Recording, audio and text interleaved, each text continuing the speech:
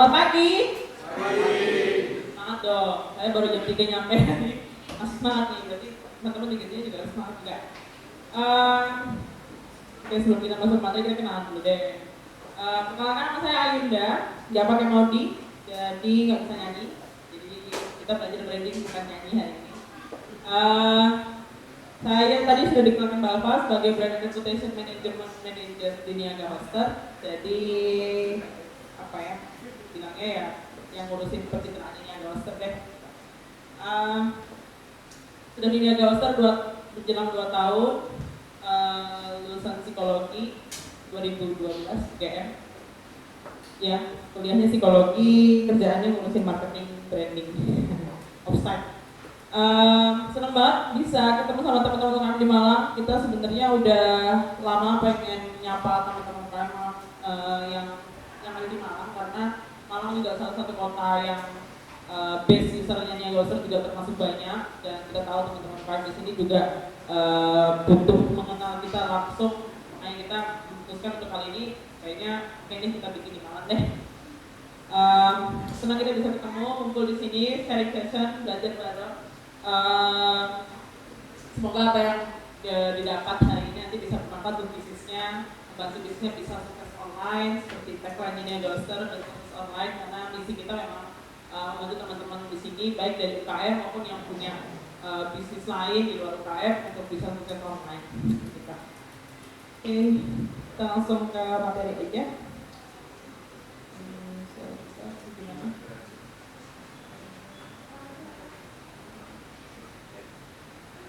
Ya, ini tadi sudah kenalan ya. Kita langsung sampai ke materi aja. Kenal dengan ini? Kenal? Merek apa? Gak usah disebut deh, tapi ini jualannya apa? Kopi. Kenal ya? Yang dikenal apanya? Warnanya, gambarnya, bentuknya, gambarnya. Kalau ininya saya burumin juga paham ya, ini merek apa, brandnya apa? Kenal ya? Oke. Kalau lihat gradasi ini ingatnya apa? Ada yang lagi Google, ada lagi yang lain? Saya pernah ditebakin ini bilangnya ingatnya ada apa dengan cinta. Iya dulu lah.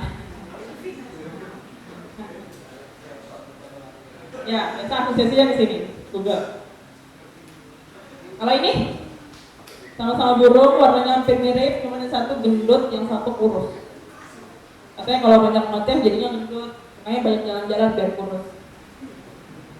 Kenal tapi sama logonya.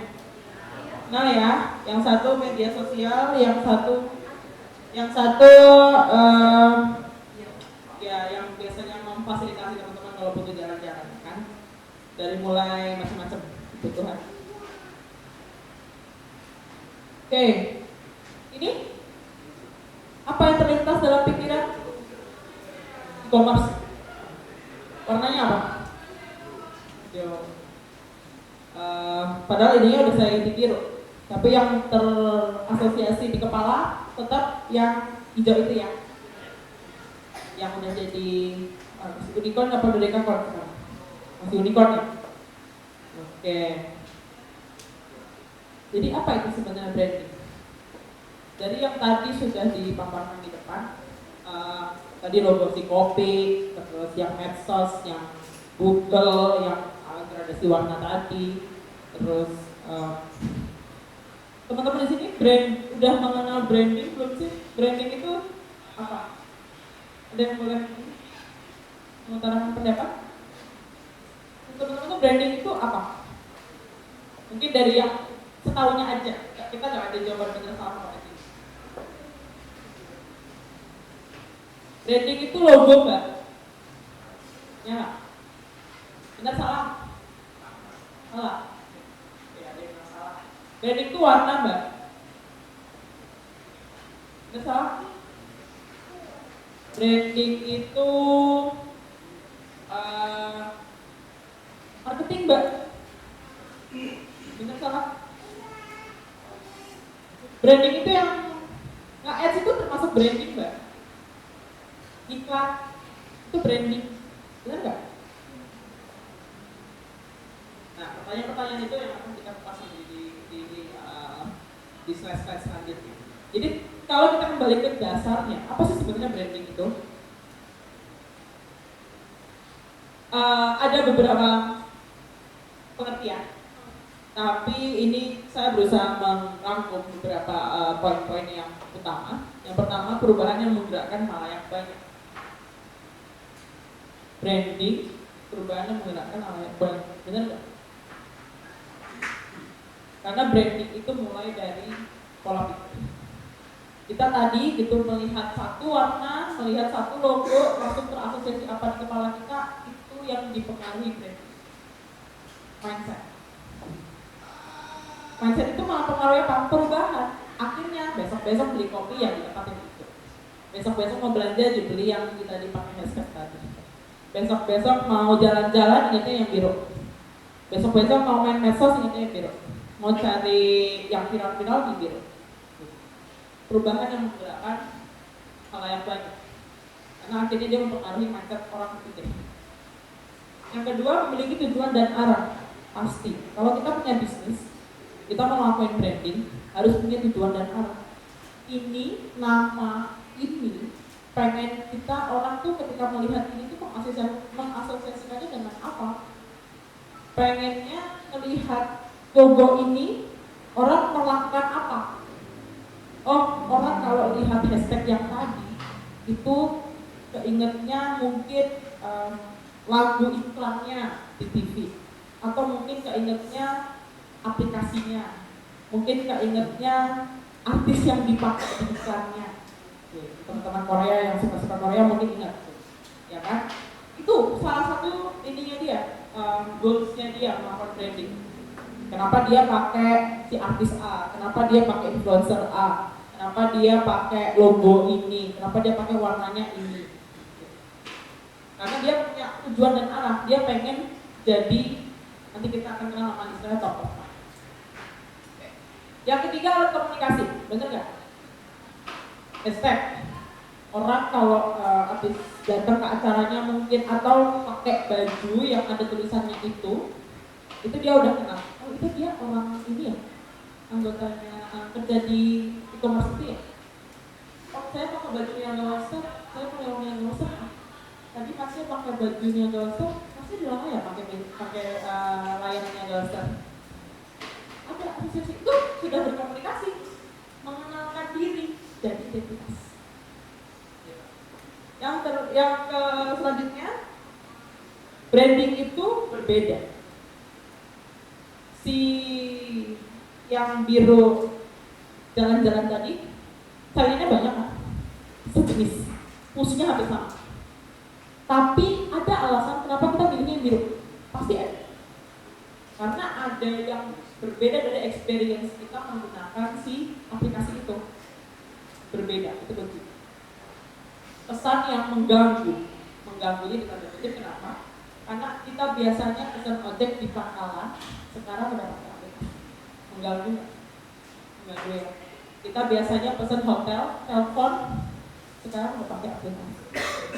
Kita biasanya belanja ke pasar, belanja ke mall, sekarang tiduran di kasur juga bisa belanja. Jadi mengganggu, mendisrupsi apa yang sudah biasanya dianggap berjalan normal.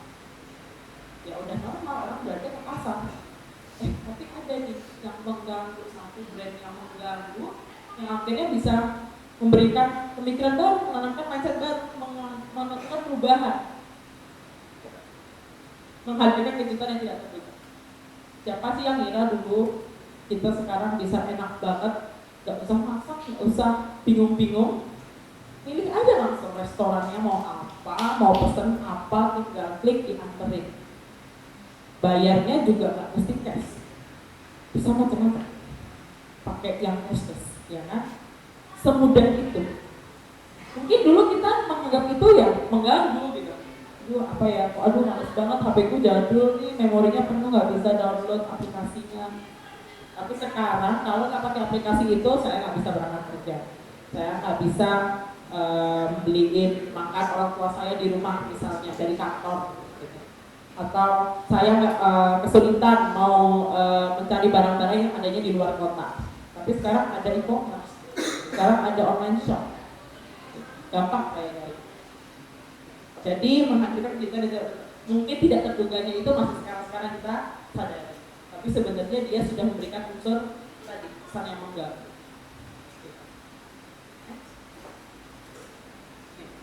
Kalau dari kata ahli marketing Mas itu produksi coklat juga mereka, tapi di luar negeri. Kalau tahu coklat M&M's itu produksinya Mars. An experience the way something makes you feel. Ini branding, pengertiannya branding menurut dia. Sebuah pengalaman, sebuah bagaimana sebuah brand itu, bagaimana sebuah bisnis, bagaimana sebuah entitas membuat kita merasakan sesuatu. Kita pakai tadi ojek online, rasanya mudah, rasanya cepat. Sekarang sampai bisa bayar uang sekolah dari aplikasi itu, ya kan? Itu kita rasanya gimana? Aduh, dimudahkan sekali ya hidup saya, difasilitasi sekali. Jadi experience, brand experience itu kita akan belajar di belakang. Nah, sekarang pertanyaannya sudah saya jabarkan tadi di depan contoh-contohnya branding yang sudah dilakukan oleh brand-brand yang besar, sudah kita kenal sampai tadi kemudian warna itu kita tahu warnanya untuk brand apa, layanannya apa. Nah, sekarang pertanyaan pertama adalah emang kenapa sih kok bisnis butuh branding? Kita tidak bisa mengontrol perjalanan seseorang menemukan brand kita. Kadang nemunya di medsos, kadang ketemunya gini, offline event, ketemu coklat dalam tadi di bawah. Udah main belum ke boothnya coklat dalam di bawah? Mungkin sebelumnya belum kenal, tapi tadi udah lihat. Oh, ketemunya lewat offline. Mungkin besok Mbak Meka nge-X di Instagram, lihatnya di Instagram. Lihat Niaga Hoster iklan di YouTube. Sebelumnya mungkin nggak kenal, tapi akhirnya ketemunya di YouTube. Tapi apakah kita bisa mengontrol? Mbak Meka apakah bisa mengontrol coklat dalamnya itu ditemukan orang melalui channel apa? Enggak. Di WA yang sekarang ini, apa-apa tinggal klik, apa-apa tinggal Google, apa-apa tinggal di medsos, semua nggak bisa kita kontrol. Nah, pastikan kita menarik perhatian mereka dimanapun mereka menemukan brand kita. Ini yang namanya tadi experience. Dan dimanapun mereka menemukan kita, yang mereka lakukan sama. Berarti bahasa yang digunakan akan sama, warnanya akan sama, logonya akan sama, pesan yang disampaikan akan sama. Itulah brand. Jadi kenapa Niaga Hoster namanya kemana-mana pakai biru? Ya karena kita pengen dikenal sebagai besok lihat orang pakai baju biru terus ada tulisan N-nya, itu Niaga Hoster. Terus kita pengen dikenal Niaga Hoster ini sebagai brand web hosting yang seperti apa sih? Oh, web hosting yang punya layanan untuk UMKM misalnya gitu. Atau web hosting yang misalnya di Jogja yang punya namanya ini gitu. Artinya sudah ada tekanan tadi pesannya yang mau disampaikan apa gitu. Jadi mau dimanapun menemukan sebuah brand, pesannya akan sama, experience-nya. Oh, kalau saya buka aplikasi ojek online A, ketika saya klik di sini, saya tahu saya akan ketemu icon bentuknya yang kayak gini, bahasanya pakai bahasa yang kayak gini, warnanya akan apa yang saya dapatkan akan saya tahu. Jadi experience itu yang menjadi kunci utama kesuksesan sebuah proses branding. Nah, kenapa branding itu penting? Yang pertama, profit yang lebih besar. Jelas, dengan branding, pesan yang disampaikan semakin jelas, kita semakin mudah dikenali orang. Mudah dikenali orang, orang makin kenal sama apa yang kita jual, sama produk kita, sama siapa kita. Tentu dia akan makin percaya dan makin sering jadi pembeli. Makanya profit lebih besar. Menghasilkan interaksi lebih banyak dan lebih panjang dengan audiens. Karena brand itu tentang cerita. Nanti di sesi kedua kita akan belajar tentang storytelling dari sebuah brand. Dengan proses branding yang berhasil, kalau misalnya kita berhasil melakukannya, itu akan menciptakan cerita-cerita baru yang mungkin berdasarkan dari pengalaman dari customer-nya.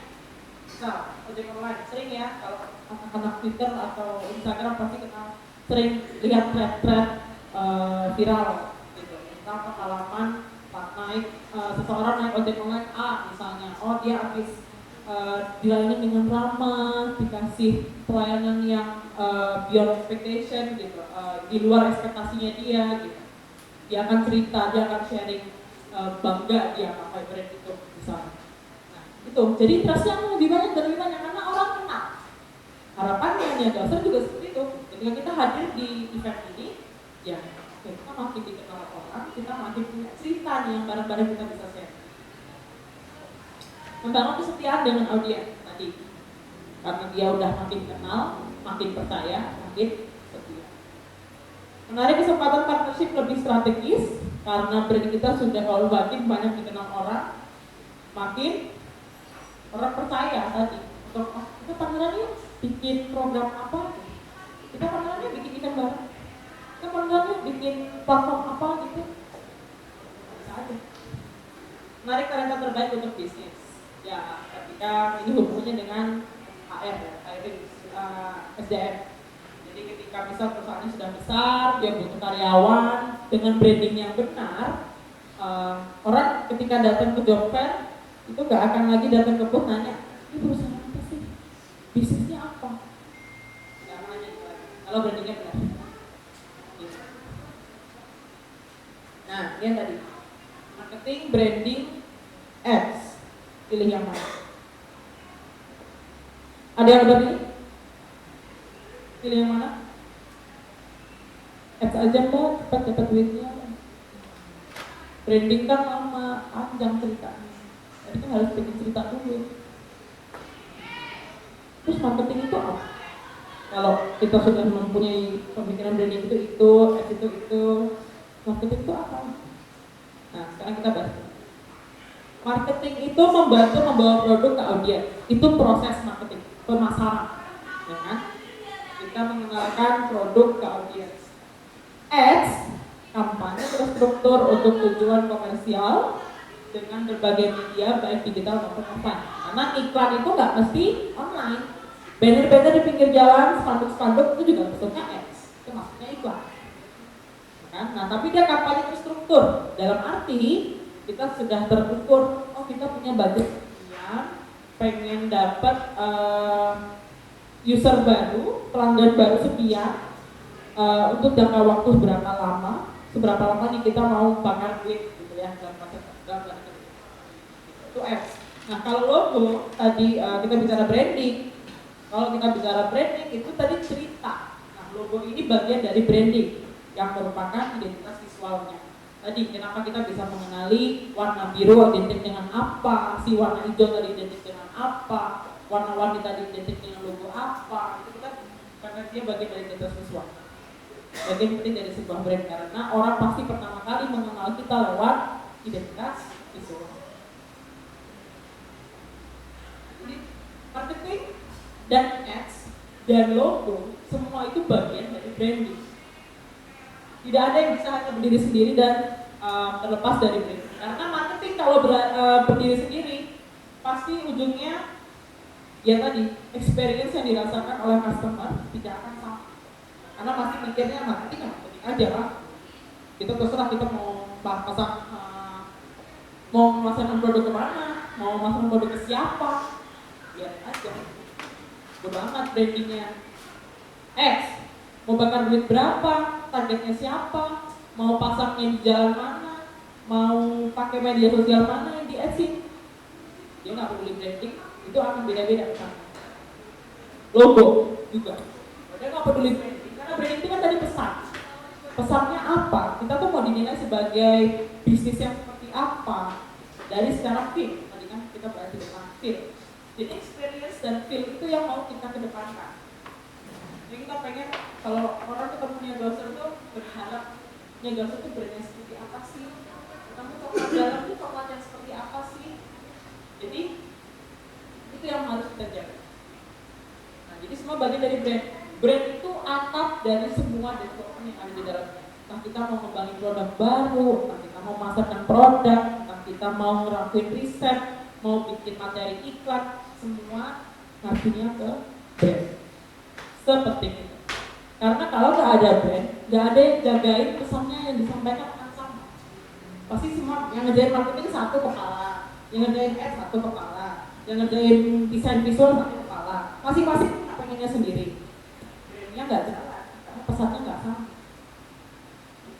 Jadi tugas utama brand adalah jadi satpam semuanya dan akhirnya mengontrol pesan yang disampaikan sama, experience yang dirasakan sama, feel yang dirasain sama.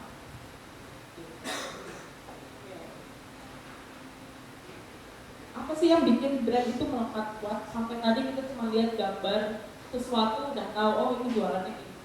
Cuma lihat warna tadi udah tahu oh ini budok. Apa sih? Berbeda. Pasti. Kalau ada yang sama, tadi even si Twitter sama tadi si aplikasi tadi juga burungnya aja dibedain kan, satu kita kan. Jadi tetap ada yang berbeda. Warnanya aja hampir mirip. Tapi tetap ada yang berbeda dan feelnya kita juga berbeda. Meskipun kadang-kadang kalau pas lagi buka HP sering salah klik, ya kan? Berdasarkan why yang kuat. Jadi sebuah branding yang baik, dia itu nanti biasanya akan dalam proses branding itu akan butuh menceritakan brand essence. Kenapa sih dia pengen ada di dunia ini? Perubahan apa yang ingin dia bawa ke dunia ini? Ya akhirnya dunia. Karena kita nggak mau kan bisnis kita kecil-kecil aja, kita pengen dia berkembang.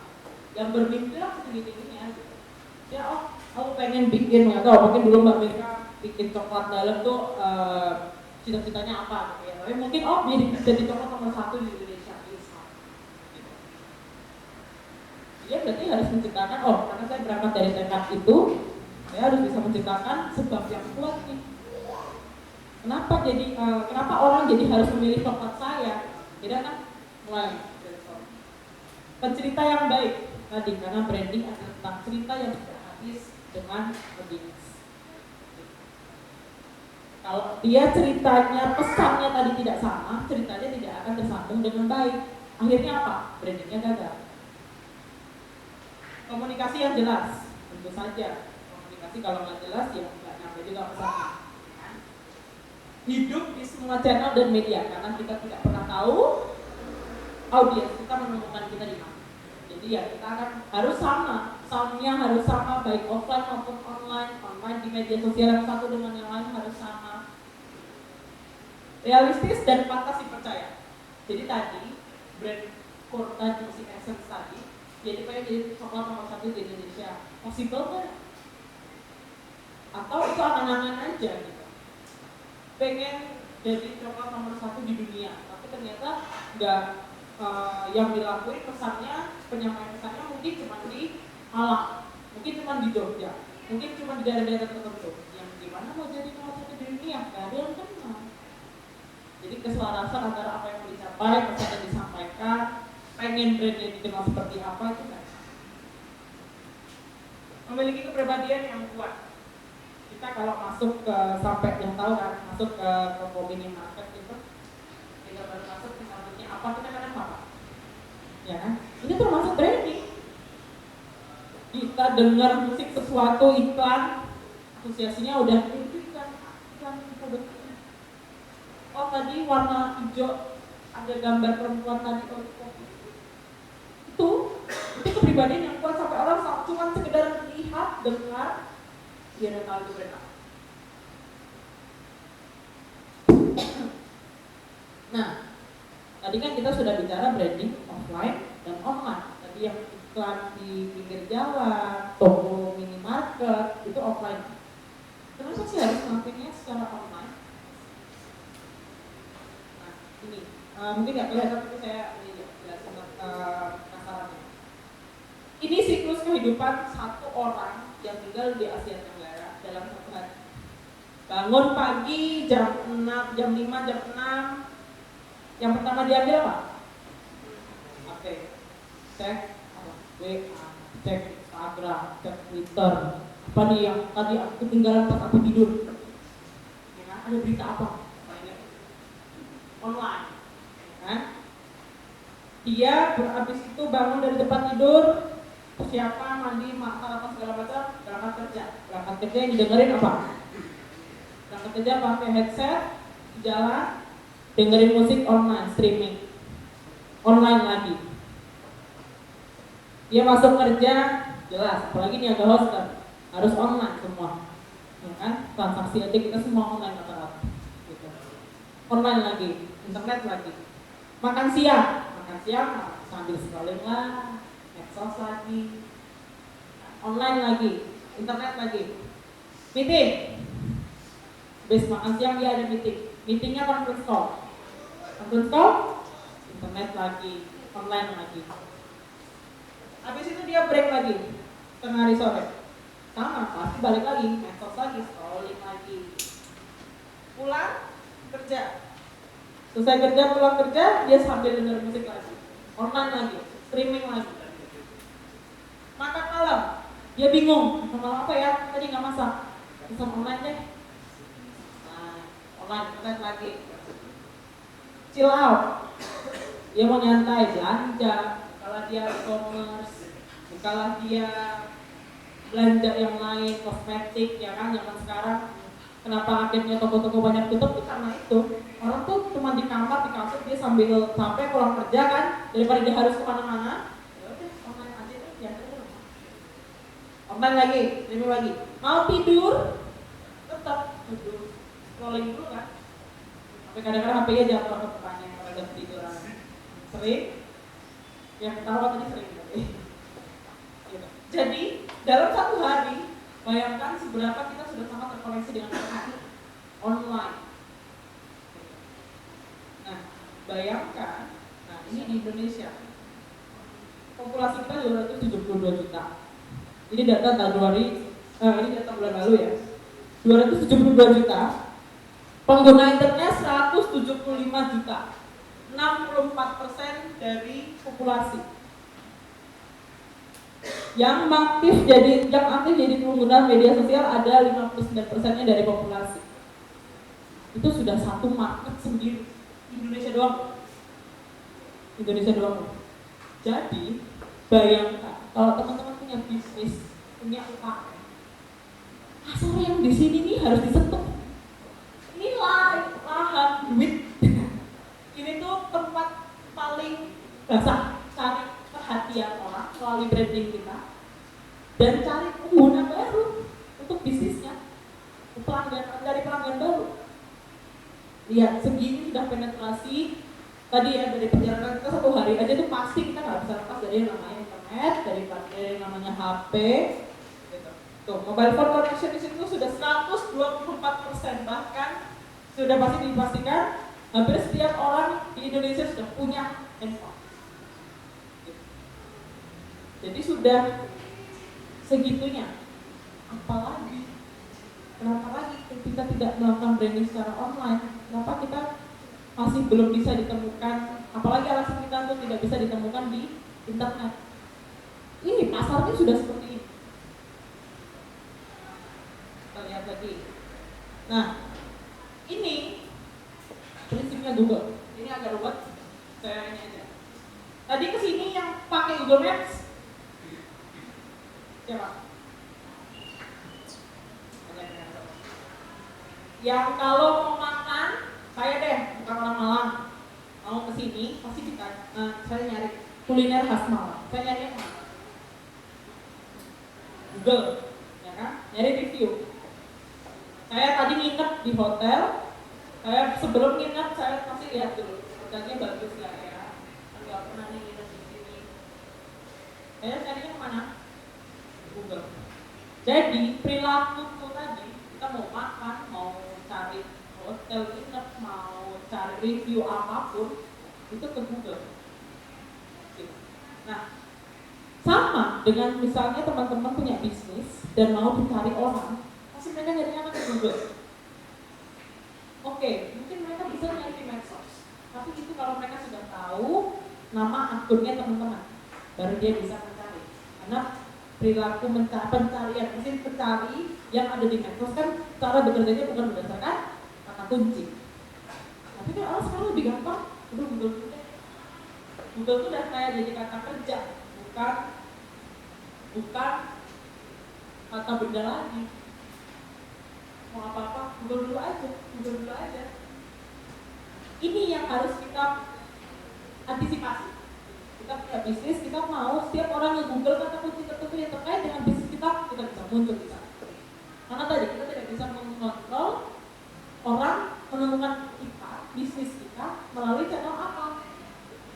Jadi pastikan Google ini kan salah satu channel yang sangat krusial. Karena sekarang tadi perilakunya apa-apa Google, apa-apa Google. Media sosial oke.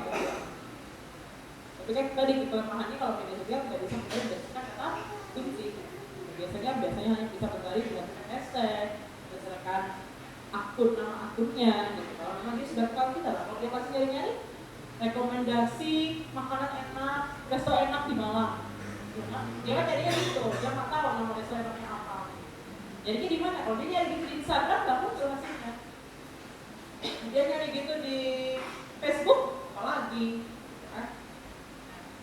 Makanya teman-teman juga harus ada di Google. Dengan cara apa? Punya Google memfasilitasi, dia punya namanya Google My Business. Kalau Google My Business juga sebenarnya diarahin lagi punya website. Jadi punya media sosial boleh banget. Itu juga online, benar. Tapi apakah dengan media sosial itu cukup? Media sosial itu tidak akan muncul di Google. Muncul, tapi kalau sudah ada, orang sudah mencari dengan berdasarkan akun namanya. Tapi kalau orang masih mencari-cari, dia masih di Z-mode, ini zero moment of truth, ketika dia masih mencari, masih bingung, masih galau, aduh aku nginep di mana ya besok di Malang, review yang ini bagus, yang ini juga bagus. Gitu. Jadi kita harus bisa mengganggu mereka di situ. Oke, next. Nah ini tadi brand experience, cara sebuah brand memberikan pengalaman yang tidak ditemukan di brand lain. Fiturnya boleh sama-sama ojek online, tapi pasti kita semua punya preference. Kita pasti punya satu aplikasi yang kita akan milih dia dulu. Kalau dia udah dia lewat dia nggak dapat baru kita ganti ke satu lagi. Ya nggak? Pasti semua punya gitu. Saya ya dua gitu. Satu yang satu kan kebanggaannya ya bapak punya anak bangsa. Yang satu lagi ya punya orang asing, tapi dia cukup juga di sini. Pilih yang mana sih? Kita pasti punya pengennya aku suka lebih suka yang ini. Brand experience yang diterima audiens harus sama melalui titik touchpoint mana tadi, mau online maupun offline, mau dia lewat iklan di status atau iklan di medsos, mau dia lewat artikel di websitenya atau dimanapun harus sama. Yang dirasakan, yang muncul di pikiran harus sama. Ini tadi top of mind, indikator kesuksesan sebuah branding ketika dia tadi sudah sampai di titik orang cuma lihat logonya aja udah tahu, oh ini brand ini jualannya ini, warna ini tuh identik dengan si brand ini, oh lagu ini dipakai di iklannya brand ini, artis ini tuh jadi duta jadi influencer di brand ini. Kita sudah kenal seperti itu top of mind.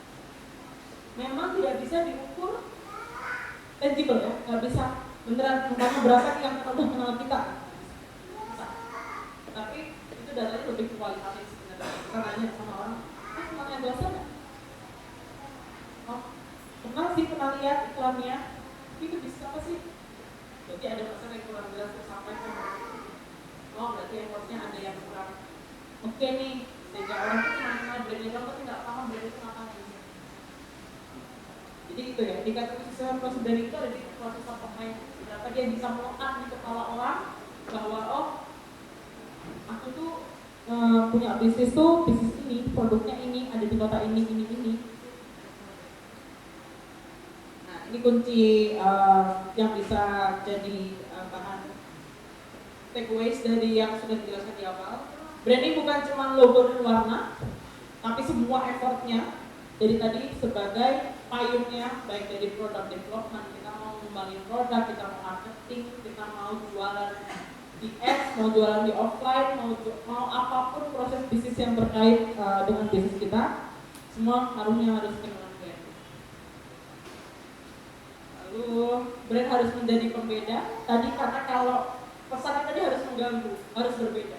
Kalau enggak akan bisa menyampaikan pesan yang spesifik karena aku sama aja. Jadi berikan pengalaman terbaik yang bisa diberi, yang hanya bisa diberikan oleh kita. Yang ketiga, brand tidak hanya tentang konten tapi juga konteks. Mulai aja dulu tadi si hashtag tadi. Konteksnya apa? Mungkin cari aja dulu barangnya. Perkara nanti dipakainya buat apa, ada atau tidak barangnya, itu nanti belakangan.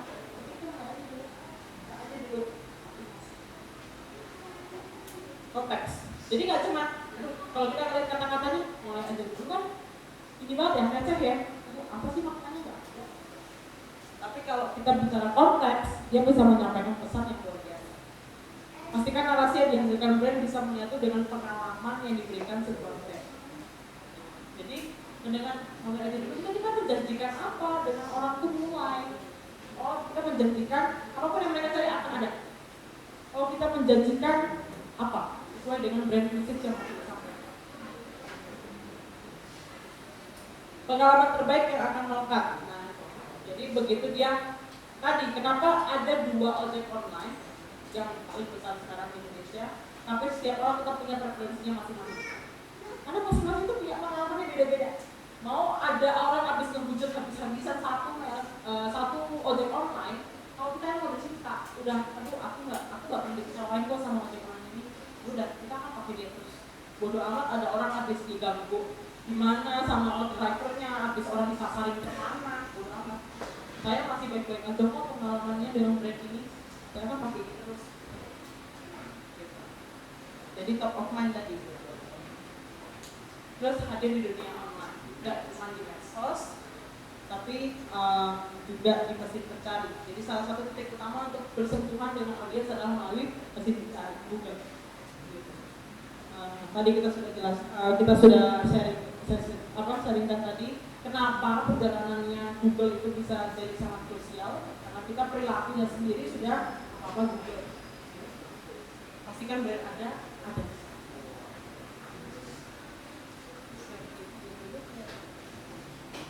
Jadi sudah siap mulai brandingnya, buat bisnisnya, udah kebayang ya mau memulai proses branding ini